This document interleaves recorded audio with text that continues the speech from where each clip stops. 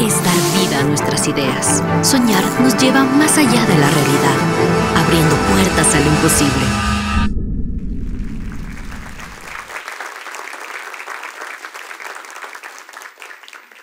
Vamos a hacer como el guagua del cohete. Vamos a hacer un viaje interdimensional en la cuarta dimensión por el tiempo.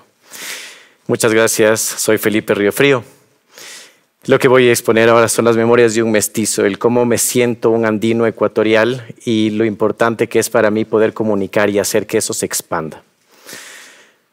Todo comenzó hace muchos años. Un guagua TDAH disléxico tenía que encontrar un idioma y el idioma lo encontré viendo a las nubes y viendo eso pude ver las sombras y después en la casa de mis viejos veía en una jardinera como una luz desde abajo hacía que se proyecten unas sombras.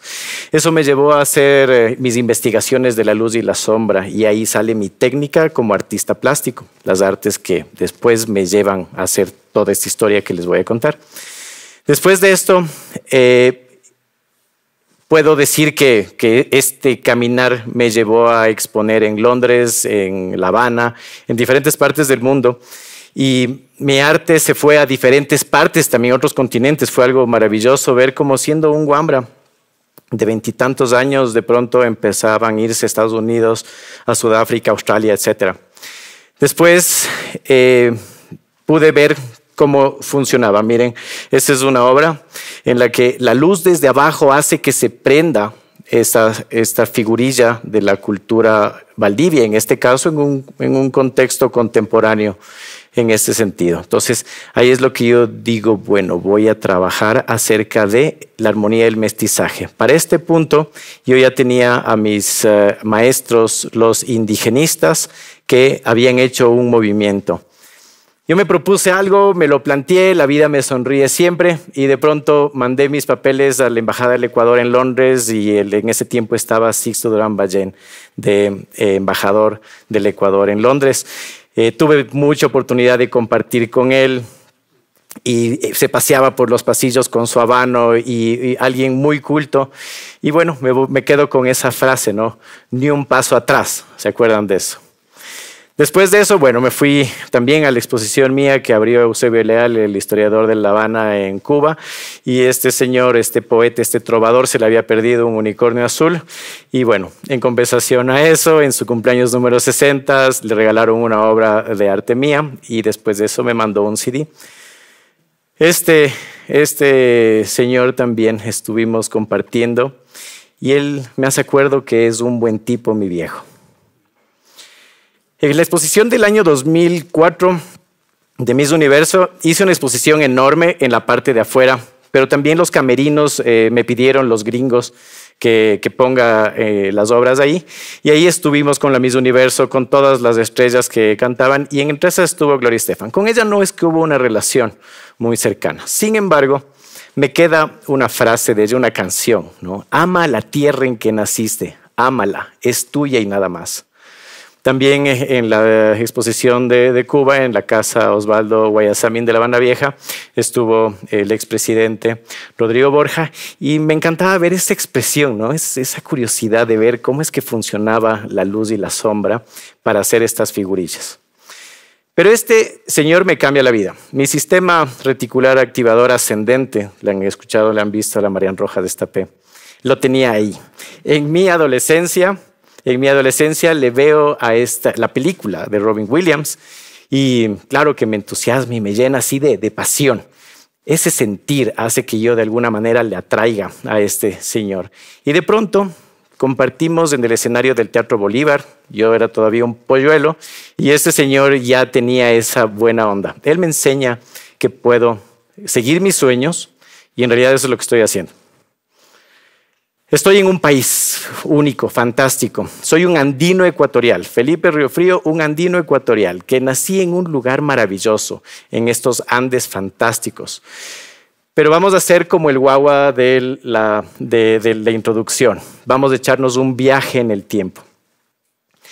Y voy a contar la historia de un mestizo y de muchos mestizos desde el principio, desde que comienza el Big Bang. 13.800 millones de años es lo que nos dice la ciencia, que sale el Big Bang. Se crean los átomos.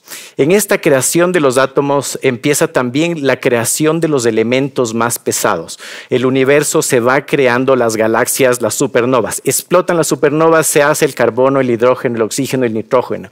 Ya se dan las condiciones para la vida.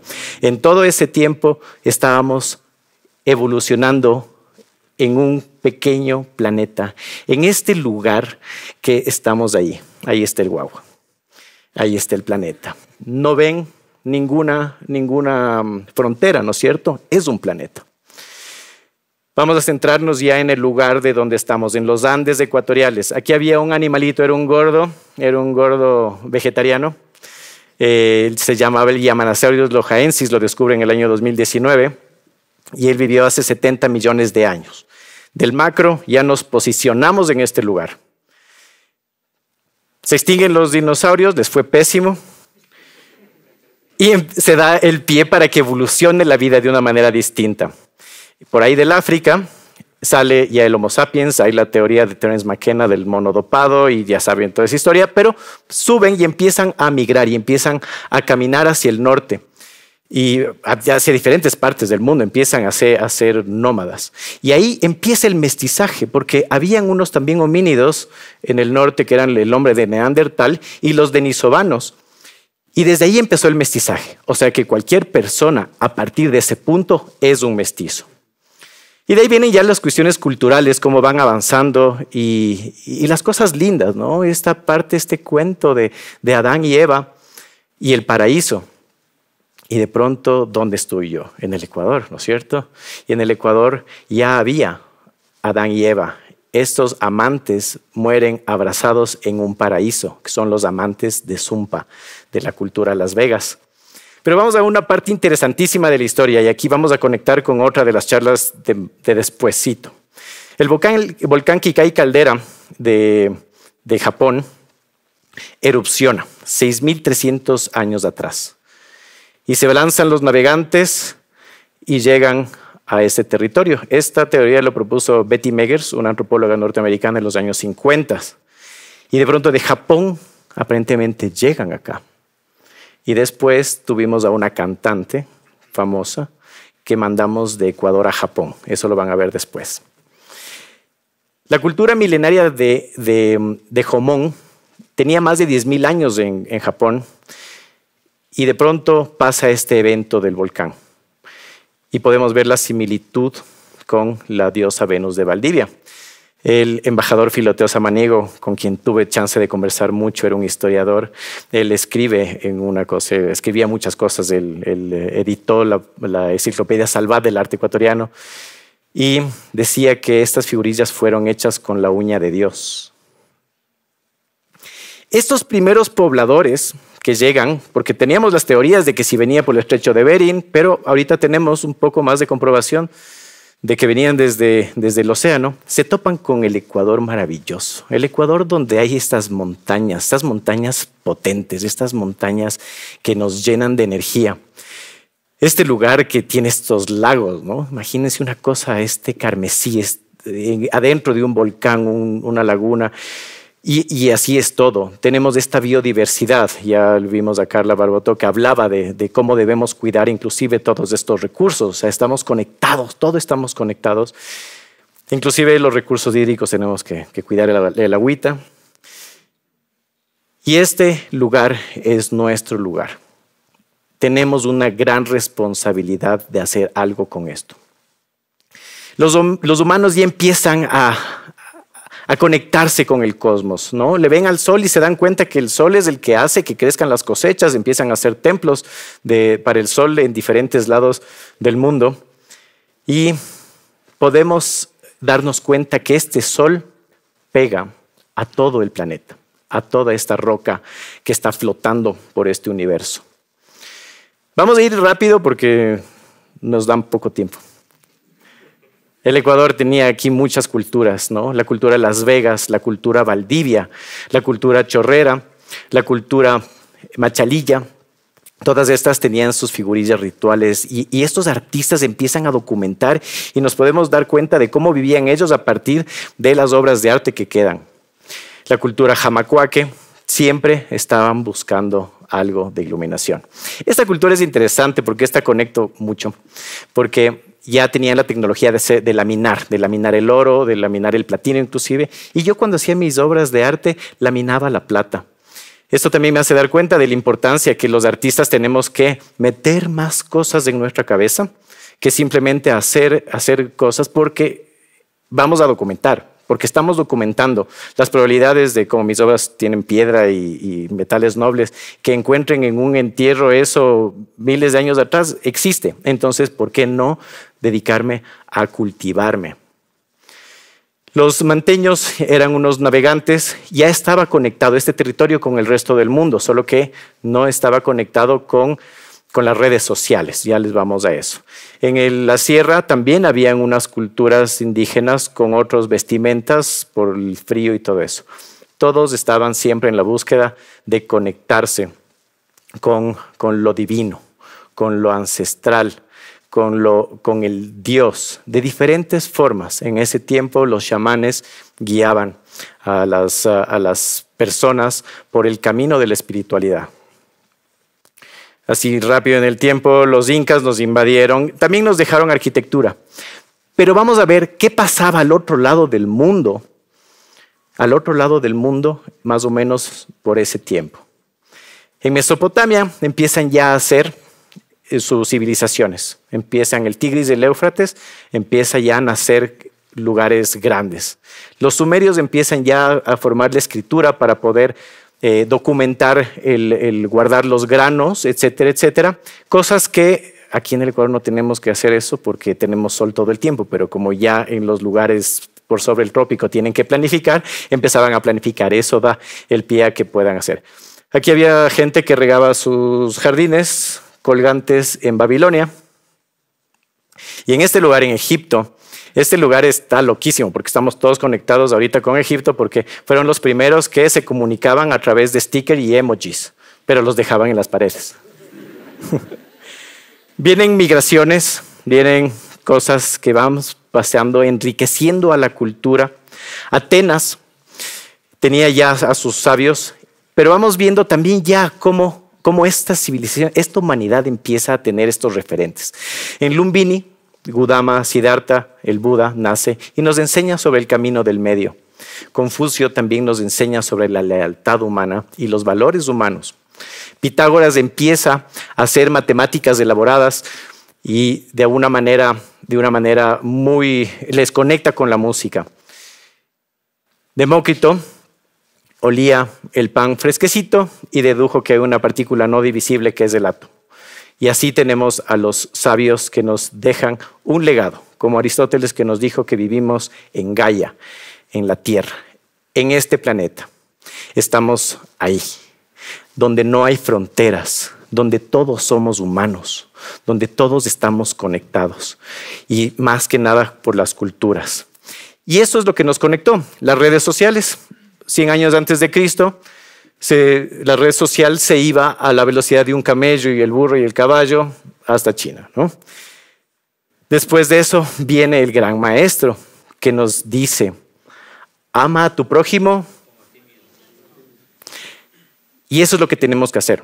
Tenemos que amarnos a nosotros mismos por lo que somos, en reconciliación. La política hace sus cosas. Viene Mahoma que nos enseña la determinación. Si Mahoma no va a la montaña, lo tenemos en la cabeza. Pasan cosas duras en Europa y viene el oscurantismo por 1000 años. Mientras los árabes estaban haciendo matemáticas y estaban haciendo geometrías, etc., los europeos estaban en oscuridad, pero sin la oscuridad no podían ver la luz. Y se ve la luz, el renacimiento, se conectan con Fidias y con Grecia y empiezan a hacer todo más bonito, la música, el arte, la arquitectura, las tortugas ninja, ¿no? Donatello, Leonardo, Miguel Ángel, ¿no? Y de pronto, 1492, viene un navegante de Italia y se encuentra con este lugar fantástico. Lo que la historia nos contó es que todo se tiñe de sangre. Pero Dios miró y aceptó el holocausto, y esa sangre fue germen fecundo que vio a millones surgir. Y esa sangre es la que corre por nuestras venas, por las venas de todos ustedes. Nosotros estamos viviendo el estrés postraumático de una educación que nos dijeron que los españoles son malos y que no nos aceptamos. En este punto, mi mamá pudo haber sido indígena y mi papá pudo haber sido español. Empecemos a reconciliarnos con nuestra historia. Estamos en este lugar lindo, fantástico, lleno de culturas, y aquí tengo un escrito para poder cerrar bien. La reconciliación. En esas carabelas llegó la guitarra con la que puedes tocar una canción de la Alexandra Cabanilla. Aquí se puso una universidad, San Fulgencio, antes que en Harvard. Habían cosas buenas que estaban pasando en el tiempo de la colonización. Me he puesto a pensar cuál es el Ecuador que quiero dejar a mi hija Valentina. Y es que tenemos que hacer algo para que este estrés postraumático que no nos deja progresar se acabe, para poder aceptarnos y amarnos como lo que somos.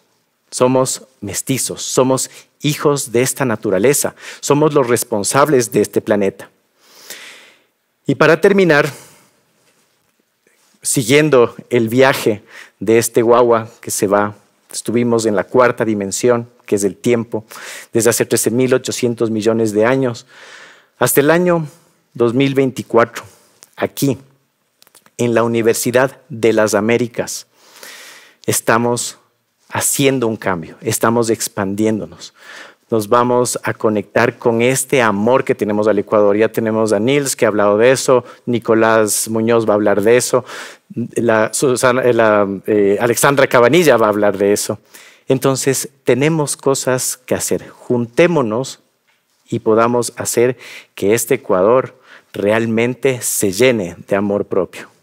Muchísimas gracias.